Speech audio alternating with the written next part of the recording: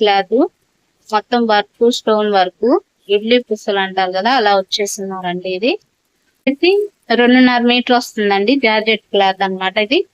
ఇది మీకు ప్రైస్ వచ్చేసి 100.